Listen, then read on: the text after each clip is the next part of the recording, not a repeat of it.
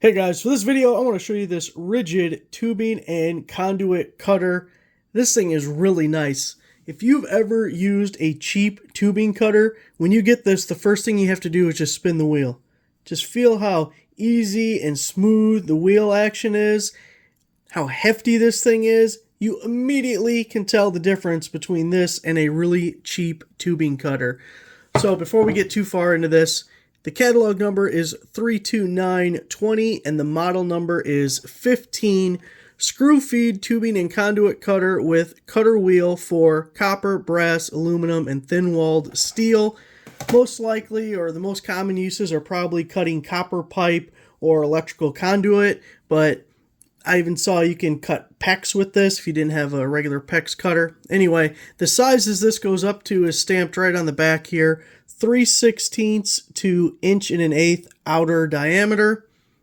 You can see the wheel, the cutting wheel is fixed on the bottom side. A lot of times the cutting wheel is on the adjuster, which gives it a little bit of play and sloppiness. And if you ever had one of these kind of wander or spiral on you, well, you're not going to get that with this one being fixed at the bottom.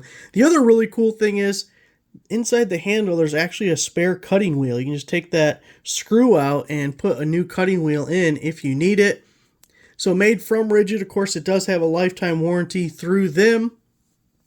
And I guess if you've never used one of these, let's say my finger is a pipe, right? We don't want to get too crazy with this, but you tighten it down and then you just do a loop or two around your pipe.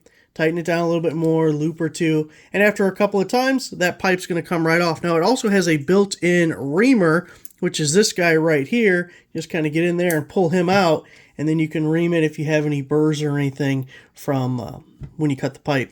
So it's nice that that is right on the tool and folds away, pretty much out of your way. Now, the only downside to this one is it is pretty big. If you are in a tight space and don't have a way to give yourself extra clearance where you're making your cut, this could be a little bit difficult because it is a larger tubing cutter. But really, that's the only downside to this thing. I'm telling you, it's a world of difference between the cheap ones that I've bought in the past. Probably last longer than I will. Thanks for watching.